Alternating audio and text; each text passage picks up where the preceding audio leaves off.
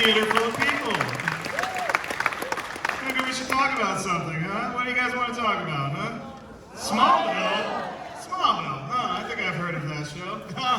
Look, we're going to bring them out very, very soon here. I just want to introduce myself. I'm Jeremy Geckner with the Front Row Network on NPR Illinois. I'm very excited to be here, very excited to talk to these people, and I am definitely going to stop talking now because you don't want to hear my voice. You want to hear these three amazing people. What do you say? Why don't we bring them on out here, okay, everyone? Here we go. From Smallville, it's Kristin Kreuk. Yes!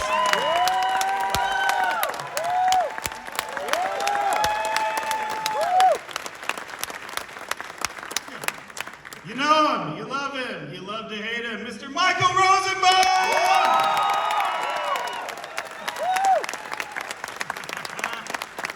Oh look, it's Mike, everyone. Oh Lord. I feel like we're missing somebody. I feel like we're missing somebody. Oh, look at that, everyone! It's Tom Welling! I think so. We'll go all the way over here. It's awkward. No, I'm good. The cameraman might, you know. But... Hello. Hello. Somebody say. It's a hard song to sing. Can you just try it? I'm a terrible singer. I'm not going to try. Okay. So, you guys were all on a show called Smallville. That's nice. That's what they say. Yeah. Long time ago. Wasn't that long ago. 10, 12 years ago. Sometimes I literally forget that it happened. People are like, you think I have a good show? I'm like, what? Yeah. It was. Smallville, yeah. That show and everything. That's a fourth of your life you were missing. Let's not bring it up. Well, I just wanted to tell you guys and lead you off with this, which was that that show made a very big impression on me in my life. And it's because when I was growing up, my father left when I was young, and Superman comic books really kind of taught me how to be a good person. And so when I heard about the show, I got very anxious. I got very nervous about it because I was like so protective of that character. But when I saw that first episode and saw what you guys were up to, I just kind of breathed a sigh of relief. And I was able to just kind of embrace it as the Superman. You're welcome, Jeremy. Exactly. That's what I was Very welcome. Well, and I'm sure everybody out here kind of feels the same. They kind of feel the same way with that. But, I mean, were you guys feeling any of that pressure when the show first started, that this is going to be this new iteration of this classic character that people hold so dearly? Kristen? Yeah, This is what Kristen. they're going to do. Kristen? This is the thing. Spotlight then goes on her. Wow, look at that. There we go. Do you want my hat? Jeez, somebody saved me. Jesus, as Jesus said. He said, come out, go into the light, Jesus. Sorry, go ahead. Pressure? You know what? Because I didn't know enough about what Superman meant for people. I was oblivious enough to not get that, and I'm so happy that I didn't, because I feel like that pressure would have been really hard. No. No? Not in the sense of Superman, because it was clear to me at the beginning that we weren't attached to anything. This was a new version, a new story, and it was really about focusing on that. Yep. And I couldn't focus on Superman, I had to focus on Clark. I was a big horror movie fan, so I always watched horror movies as a kid, and I wasn't really into comic books and all that stuff. But I appreciate that. That's really cool. Yeah. So no pressure? No pressure. No pressure. Yeah, for me, doing the show, yes, there was pressure. Because everybody's like, oh, Gene Hackman's the next Lex Luthor. I was in line one time at a convention. Tom knows this. I think you were there. This guy waits in line for 20 minutes, and he finally gets up and goes, Gene Hackman was the best Lex Luthor ever. And I go, I agree with you. And he goes,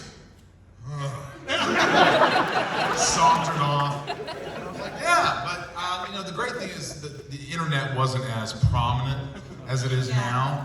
So I think that helped us. Yeah, and being in Vancouver, we were kind of, we didn't have to deal with all that stuff. I think if we were in other cities or something, people would mob us, and there was an expectation to be, Christopher Reeves is Clark Kent, and Gene Hackman's Lex Luthor, and we didn't really have to deal with that or read comments so much on the internet as now you can see people before you even do a movie. He sucks. This is the worst casting ever. What are they thinking? And we didn't really have to experience that, and thank God. What I found with everyone along the journey was everyone took the responsibility of performing and being an actor, and that was taken very seriously. But I don't recall anybody coming in and really playing to the Superman of it all.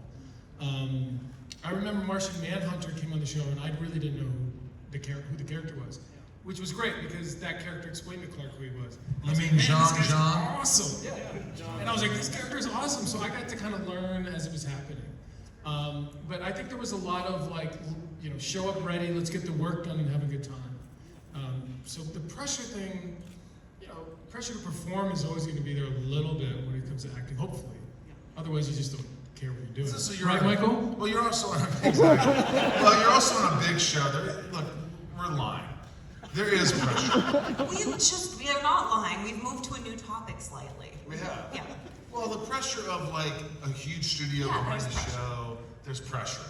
The cameras, the lighting, everything's top notch. So you kind of want to be great. You're hoping that you can keep your job. So what happened? Well, we're here.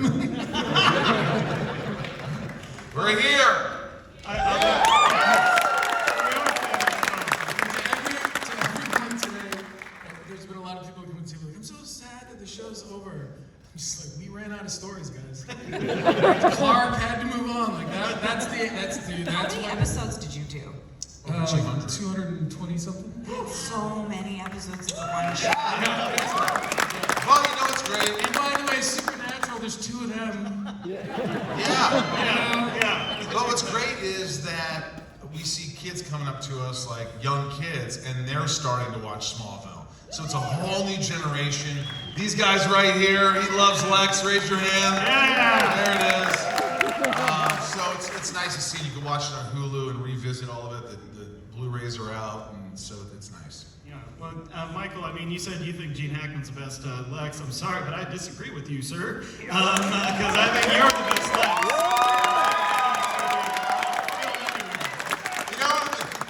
We need to make a t-shirt with Michael's Lex on it and be best Lex. Best Lex. Best Lex.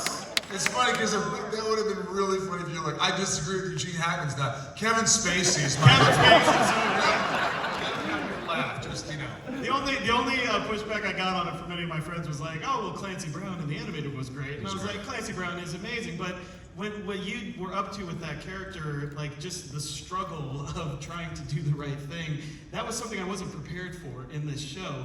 And the bond that Clark and Lex had. I think the biggest struggle was Lana having to marry Lex. I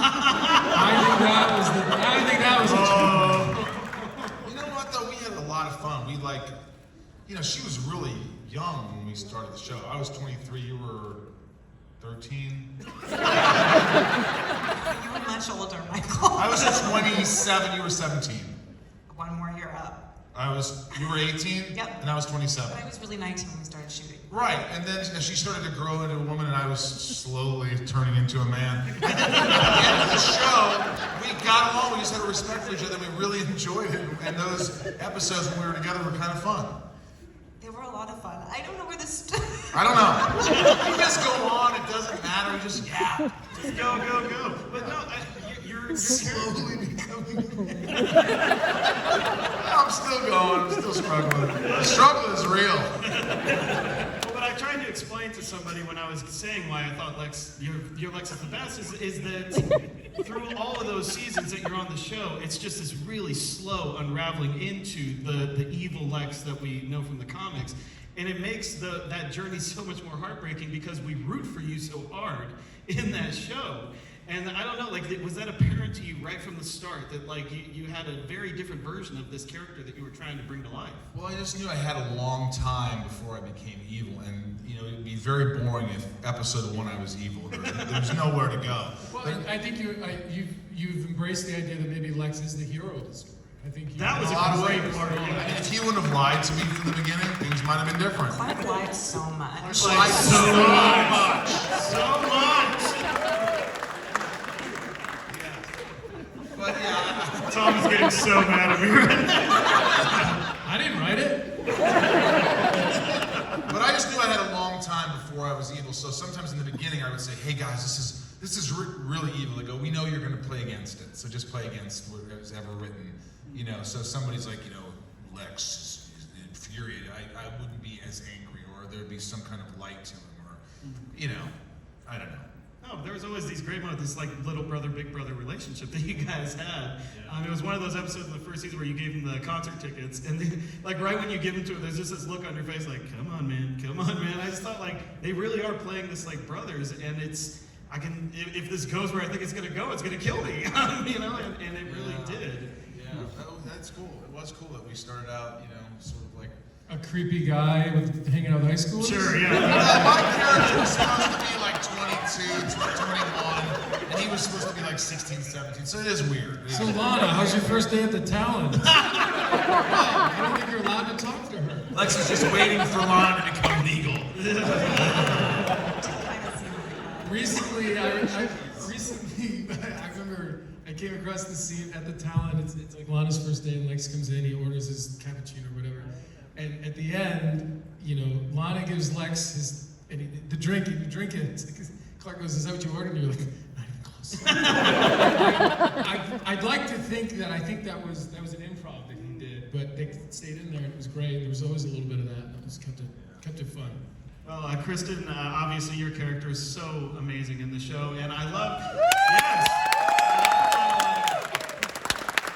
What I especially loved about your character is that they avoided the trope of many high school type of settings, which was, a popular girl that then sees the light, so to speak. You always played her with this really good warmth and moral compass, I thought, from the very beginning, which makes it so much greater when we get that slow romance build to you and Clark. I mean, it's there from the start, but I don't know. I don't know if I even have a question. I just wanted to compliment you because I think that in my life, It's made the kryptonite skin so much worse. well, okay, can I go there? Because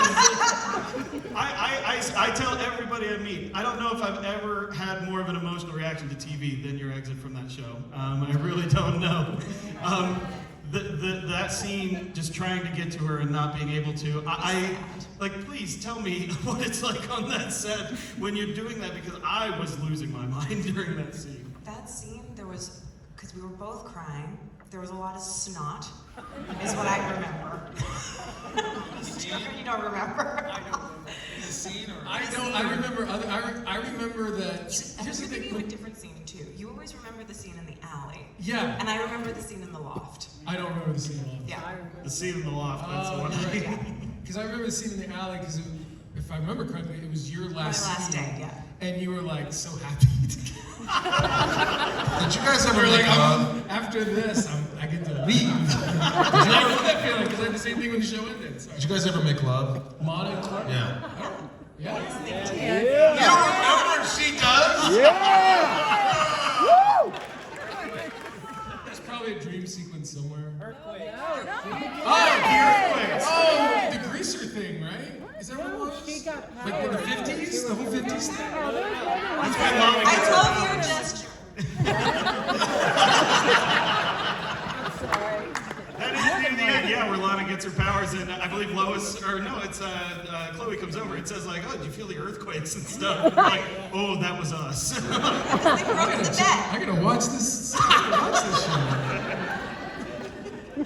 But no, I mean, that had to be incredibly emotional shooting that. But it's a story beat that works. It was a story beat that was natural and flowed that way, And I couldn't believe it when I saw it. What I really, the thing that I like when I watch things is when there's love, relationships in anything I watch.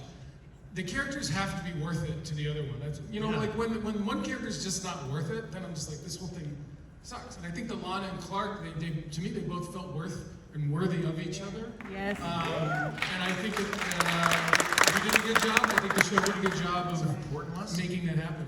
Yeah, be worthy of each other before you make love. What did I say? Sort of. Well, I'll tell you this too. I do love, Kristin, that you were just in the Reacher series. Yeah. I want to really let's hear it up for that. With Alan.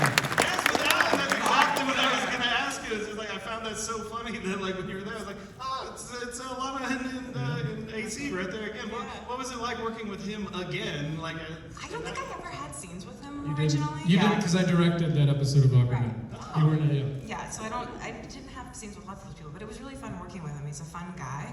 He's got a lot of energy, and he was great in that role in Reacher. I thought he was really wonderful. He was funny, and him and Willa had great chemistry, and they were really fun to watch.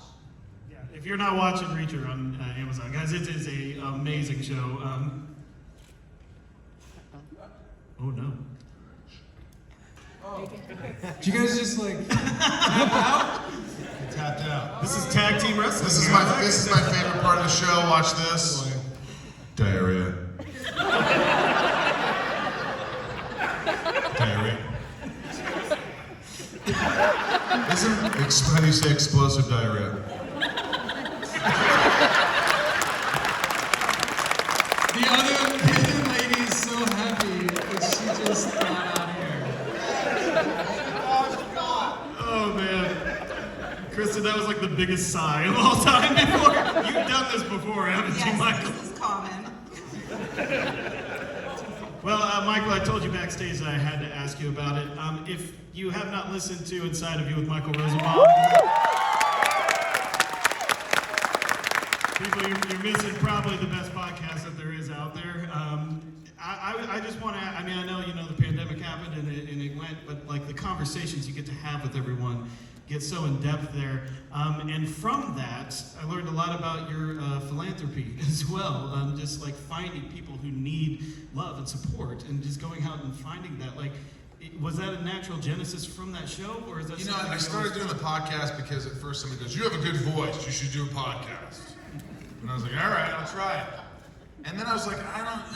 And then I started to become more vulnerable and genuine, and just letting go. And I think that's when people sort of gravitated towards the show, and guests would open up more. They would, when I'm opening up about my dysfunction in my life and my anxiety and my things. So much to talk about. There's so much to talk about. They would open up, and I think that's the show's evolved into something that I love and I, take very seriously and to the heart. And I think a lot of people who listen to it. So if you haven't listened to it, they're both on it numerous times. It's a lot of fun. It's called Inside of You with Michael Rosenbaum. It's on Spotify and Apple and that's.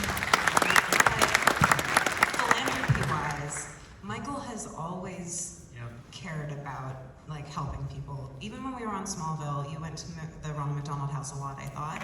Yeah, so he's always been that way. He's always been something he's done. So I think that maybe it's causally, it's the other way around. Yeah, absolutely. Well, I mean, you talk about how real and raw you get on that. I always appreciate people who do that so openly because it gives tacit permission to other people to do that and to take their mental health seriously and to take their self-care seriously.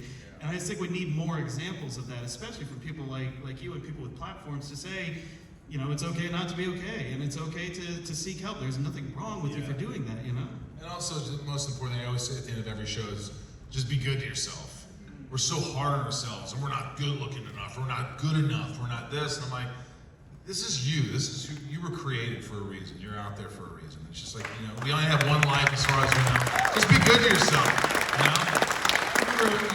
I listened to your podcast, and I remember Zach Levi being in there, and he was like, he was talking about the idea that so many billions and trillions of things had to happen in the universe for you to exist. Yeah. And you got to appreciate that. You are special. Yeah. Like, we all are. And I get kind of chills when you kind of said it that way. So, yeah. I'm a fan of your podcast. Thanks, buddy. I love it. He does. He listens to me. He'll go, dude, I really loved your conversation with this. Really great. And then other times he'll go, it was a little boring. I guess it was kind of boring this time. It was good, but it was... Like, you had a hard time with that, guys. I can see you reaching. You were trying to get some stuff out of them, but... By the way, this is always like after it airs, so my notes don't mean anything. Nothing I can do. Judd Apatow is this week, if you want to listen to Judd. So you can watch it on YouTube, subscribe, write a review, and thank you. There you go. Well, Tom, I have to say I also loved your work in Lucifer. Everyone. What was it that kind of spoke to you about that to like get you back into that kind of comic book world there? I had been a fan of the show already. I know someone who knew Lauren German very well, and sort of called and was like, what's it like, and blah, blah, blah. And when I got there, I thought it was a complete opposite of Clark. Yeah. Clark was always sort of, didn't have the information, trying to figure it out, where Pierce and he was sort of like ahead of everybody. So I thought that was cool, maybe a little more Lex-ish. Yeah. And I got there, and Tom Ellis and Lauren, and it was such a cool, fun set. Like, let's have fun, but get the work done.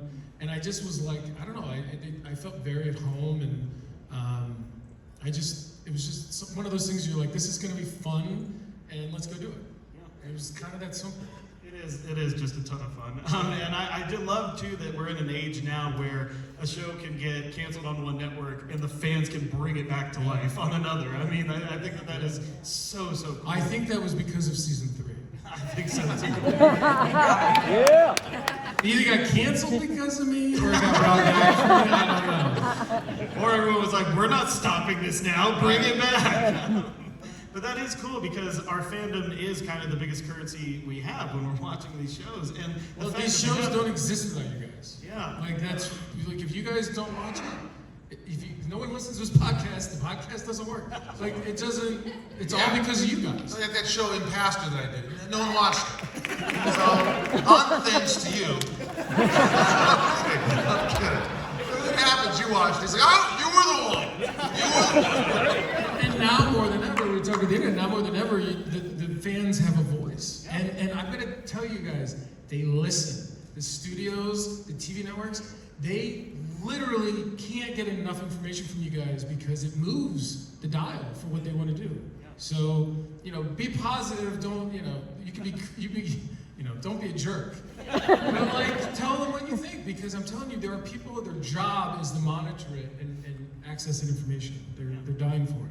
Absolutely. Well, and I think, going back to Smallville, I think one of the things that I loved the most about the show was the episodic nature each week. You got a brand new self-contained story each week, which I absolutely love. And you had so many amazing guest stars on the show. I mean, Amy Adams was on this show in season 1. I haven't seen her since. I wonder if she's blocked that out or not. Because That was quite the role. she's kind of busy. She is. She was great. I remember Great. working with her fun. and just being like, this girl is awesome. Like, Yeah. She had the magic, and obviously the rest is history. I remember. So I started showing my wife Smallville. She's huge into all the CW shows, but she never watched Smallville.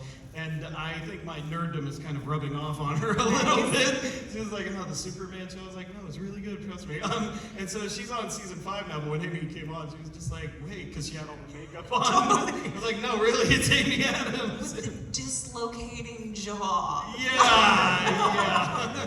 And that's a hard role That to is. explain to an actress. Yeah. Like, hey, I got this offer for you. You know what I mean? Like, check out this role. Eat But deer? she Did really- she eat a deer? She did eat a deer. Open, right? I thought I remember she was eating a deer. Sucked it out. See, you do remember I remember things. that for some reason. I think I thought it was so bizarre. I remember when you were a witch. Well, I don't know. Yeah. You know, yeah, That was a fun episode. One of the things Smallville did, and I think it added to the longevity, is it supported performance. The directors, I've said this before, but the directors, if you didn't give notes on performance, you weren't asked back as a director. That's so true. we really wanted to bring stuff out of it, and not all TV is like that. A lot of times it's just say the words, move on, But I didn't know any better. I just thought that's the way it's supposed to be. We did a lot of takes on Smallville. Yep. Like a lot. Yeah. I have not, Yeah, like the never things I've done since. since, Like you're not allowed to do that. 2 or 3. Yeah. Yeah. Isn't it? We would, Like I mean, and it wasn't because someone wasn't doing it right. It was capturing nuances Yeah. and creating capturing material for the editors to kind of piece things together. And they cared about that as a production, so that was helpful. Yeah. Well, and I mean, it was kind of part of the genesis of the superhero property at that time, like Bryan Singer's X-Men and the others that were treating it like real scripts and really, it's not just pop entertainment here. We're developing characters that just so happen to have superpowers. And that really does come through in all of that stuff because the characters are what we care about first. It also helped that we would do like extreme close-ups. I hated That those. were like the cameras like, It's like, why are we even doing these medium shots? Or just get a master and go, boom. and we're done. Because that was Smallville. And now, translated because all those shows, we were the first, be honest. Smallville was like the first of all the shows. So tell your wife, and it all started in Smallville. I'm hoping somebody got that on video because I'm showing it to her later. It's like, look, Mike Rosenbaum told you to keep going. It was funny though because when she first saw you, and this was so weird because she's a huge horror film fan as well. So the very first time you came on screen, she was like, "Oh, he's from Urban Legend." And I was like, "Yes, that is Mike Rosenbaum. Trust me, you're gonna like him like as Lex a lot more." But like this is, I just often like want to, tell people that like the show does have this very good human drama at its center. And that the powers are almost secondary to Smallville. It really is, you're right, like taking care of Clark and taking care of Lex. It's relationships. It really is. Relationships, Yeah. The relationship he has with his father, juxtaposed with me and Lionel. Yes. Which is tough. It's like, just think if I would have had Jonathan Kent as a father, and he had Lionel Luthor with his powers, what would happen? So, exactly. What if her parents didn't pass away? What if, she didn't live with her Aunt Nell, and, she was raised by these two people who loved her. Wolves. Yeah. But, that's interesting. And that evolved, because we did a lot of Freak of the Week in the beginning. Yes. And then we started to evolve into some stories and through line, and what's going on. It got better. I think the show got better. Yeah, until the blur. Like I remember the blur. You weren't around. The blur was. I was just Wait, like, he was really? there for the beginning of the blur. I don't remember the blur. What was the blur only in season 8? The blur. There's a lot I don't remember, but I don't think you ever crossed paths with the blur. I think you were I wrong. know about the blur. Yeah. So it must have been season 8. It's all a blur. Lois had to deal with the blur a little bit. Yeah, I don't think you guys did. Anyway, I interrupted you. No. I probably wasn't saying anything. Okay. The red blue blur lives again, everyone. But back to the co-stars thing. Was there one that like always stood out to each of you guys that like you loved really working with one of those guest stars when we were more episodic? Michael Ironside. Oh yeah. Oh yeah. We had very different experiences. Oh no. I didn't work with him, but he was kind of a dick. I mean, look, I like him. I always liked his work, but then on set he was kind of rude to me, and it just rubbed me the wrong way. He was like, "Oh, you're that guy." I'm like, as I came in laughing and joking around, he's like, "You're that guy, huh?" I go, "Who the fuck?" Like, "Hey, look, buddy, I know who you are, but you're a guest star on this show." But I mean, I like him. I'm sure he was just being a dick. It's fine. Kristin, was there one that stood out to you? Gosh, I'm trying to The think. positive. Let's keep it positive. Yeah. I was just saying, I feel like I worked mostly with male actors. And I only worked with them one episode at a time. I can't really, who did I like working with? Well, John Glover was a good star. I mean, not that I didn't like working with the other people. Like, John Glover was wonderful, but I thought he was really part of the main. He was wonderful. Yeah. At the beginning, he was a guest star. Yeah. Oh, was he really? Yeah. Yeah, Justin Harley, right? Is that what you were saying? No, John Glover. John Glover, yeah. Yeah. Oh, well, John Glover. I mean, hey, can we hear it for John Glover, everyone? Johnny Glover. Working with Jensen. That was fun. Oh, Jensen, yeah!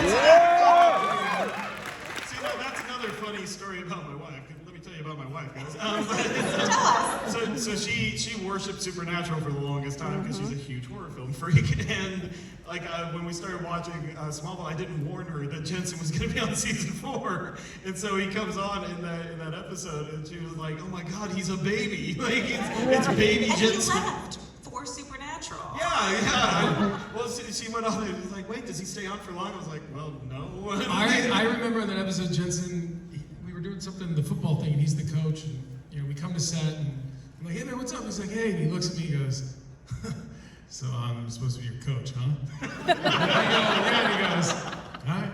Because it was like, we were screaming age in real life-ish, like, The coach is going out with Lana. with Lana. They were different times. Different times. Different times. Lex hanging out with a high school kid. Coach going out with a student, you know. But thank you for reminding me. Michael Ironside comes to mind because I can't wait to see the Top Gun movie. Yeah. And I was just watching a trailer for it earlier, but you're right, Christopher Reeve is like, that was obviously. We had Linda Hamilton.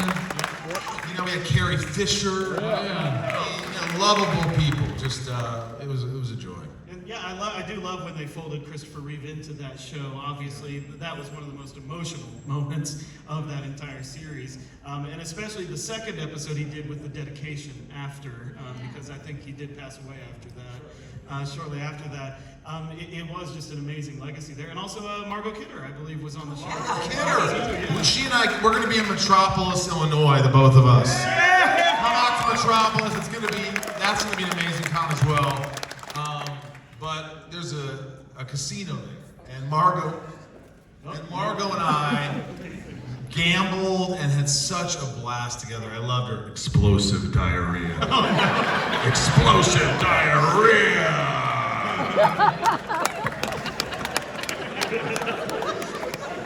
She's not going to do it.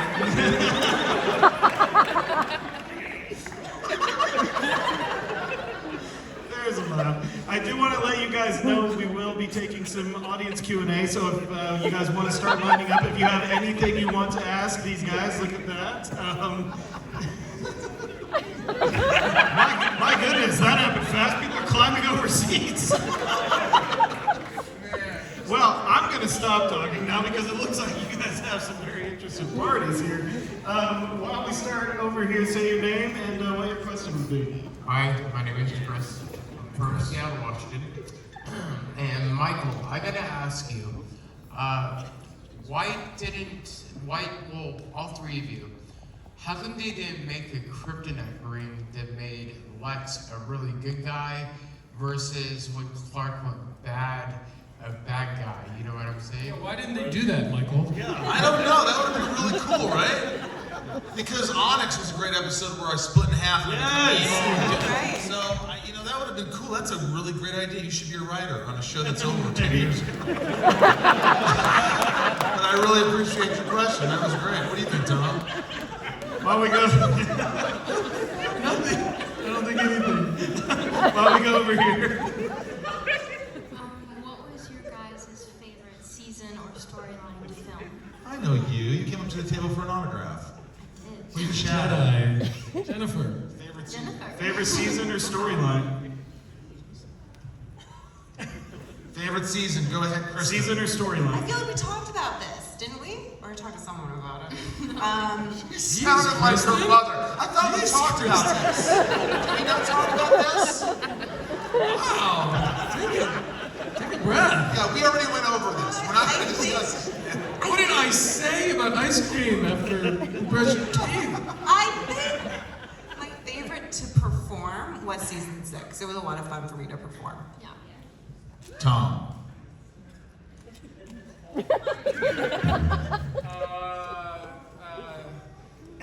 I don't know. There wasn't one that was like amazing. I mean, the first season was cool because it was so new, and there was something about the final season because we knew it was a final season. I think I appreciated everything more that year. So I would say maybe the final season. No, I didn't. That's not I personally, for me, liked when I started becoming evil. When I threw my dad out of the building, when I started doing maniacal things, and like people understood where I came from, so then I could kind of let loose. That was so. I don't know what season that was, but there's some in season 3 when I'm wearing a straitjacket and this Oh my God. mental institution. There was some crazy stuff that really was tough to do, and so there's moments from every season. I think at the end of Lexmas, the choice that he makes there too, Yeah. if you remember, it was really Lexmas. important in that turn. Yeah, Lexmas was a great what episode. happened. Well, and I will say, I don't want to spoil it for anybody who hasn't seen it. I hope you've seen it all. But the moment when you're wrestling with your younger self and you toss him in the fire, that was a moment for me where I think I screamed at the screen, don't do that. Yeah, that was insane. Yeah. It was like It it was was, really almost the end. it was saying, "You're gone. Yeah. This There's is it. now this part of me. No turning back. Type Yeah, thing. there's no good left." That It was was kind of sad. Yeah. Thank you for that Thank question. you That so was much. great. Thank Way to you. go. We'll try to be faster on our responses. Yes, my name is Ed, and I loved when you guys got to do some of the lighter moments in the series. I know Kristin had to do a lot of like angst and drama, but I'm thinking about Tom when you did the transference, you acting like Lionel, which was so hilarious. You nailed that; it was so good. And then I'm thinking of Michael when he got into a discussion with Lionel and about the family drama and said, "Well, why don't we just go on Oprah?" You know, and it was so funny. Did you guys think that there should have been even more lighter moments, or did you think there was a pretty good balance of those kind of funny moments? I thought there was a pretty good balance. You know, I think they opened it up a little more as the series went on. They sort of trusted our characters, and we knew what we were doing, and we could sell those lines. There was a line that I said to the Flash that he says, "I want something," and I go, "Well, I want a ponytail." Oh, Or something. It was ponytail. Disappointment abounds, or something. I remember I was like, "That's a funny line. That's good stuff." So, I didn't get anything light. angst. I don't think I did. There was another line of yours. It was when you, I think it was the Onyx episode when you go like evil and you actually like take them hostage in the barn. And the great Annette O'Toole, like she talks to you and she's like, "What do you want?" And you just look at her and be like, "The world, Mrs. Kent." And I was like, that is the way you said that. You're was gonna help great. me get it. Or Yeah, That was such a fun episode because I really didn't know how big I could be. I was kind of afraid to go, "Oh my God, I don't know how." And they're like, "No, we'll protect you. Just let it go." And I remember that one take where I just let it go. And you could tell the crew was kind of like, "Oh, this is fun. We're gonna do this more." And so I really had fun with that. Yeah. and then Tom, if I remember right, One question only, sir. No, go ahead, make it quick. I remember you told me that John said that you really nailed him and he didn't feel he did you justice. Something like that. Do you remember that? In what? In the one where you changed roles, your line. Oh, John Glover in Yeah. Transference, Yeah. which is one of my favorite episodes. Yeah, he. I would say this in front of him, but he was like, "You played me so well. How did you do that?" I'm like, "Well, you know, lives are complicated, and I kind of chose these, physical things that you do." And he was like, "Clark is so hard to play." And I was like, "What do you mean, why?" He goes, "He doesn't do anything. He just stands there." And I was like, "Yeah." Try doing that, John. Yeah. Go ahead, Tony Award winner. Good luck. You nailed John. You nailed him. You really did. That was great. Over here, please, sir. Yeah, hi, my name's Corey. I had a question, I guess primarily for Kristin, but everybody can jump in. Yeah. Hey, great reading last night, bud. Thank you, sir. Smallville Nights, he was great. Great reading. Yeah, that was fantastic. Thank you guys for doing that. That was super fun. I am the villain of the story. There we go. So, with a character like Lana, who's typically played pretty straight in most episodes, you were speaking of being a witch earlier. In an episode like that, where it's just so different and you get to play this wild character, is that as fun / completely awkward as it seems like it would be? It's really fun. It's also embarrassing. But it's really fun. Yeah, I had a great time, but it's not just a witch, it's a witch who does spells in Latin. So it's like with a hand gesture. So it was weird. Yeah, that's it, the end. Over here, sir. Next question. So, Michael, you said a lot of times you were trying to add some moral confliction to some of the lines that Lex would have to try and kind of bring your own sense of that. So, for Tom and Kristin, what kind of nuances do you felt like you kind of added to your characters throughout the scene, kind of more than what the character was on paper? I mean, it's an interesting question. Especially in the beginning, I had no idea what I was doing acting-wise, so probably I wasn't thinking deeply about it. But I don't know. Lex's character is interesting because you know where he's going. With someone like Lana, there's no, as far as you know, she ends up kind of the same as she always was. It's not like she goes through a giant change, which indeed she ended up doing on the show. So playing the trauma of her past and finding that, how she grapples with that in the present and finds her way is where the nuance lies for that character, I think. More than Lex, who's has a abusive father and is trying to deal with a fortune and An agenda. yeah. So it's like it feels like a very different thing for me. I much like Clark, I was just trying to figure out what was going on around me, and that was helpful, and I embraced that. Like I really didn't know what was happening. Maybe Clark. Next question. Here we got some Superman fans over here. Oh, we got some Superman fans over here. Oh, wait, what was the Indiana Jones theme? I think that was it. I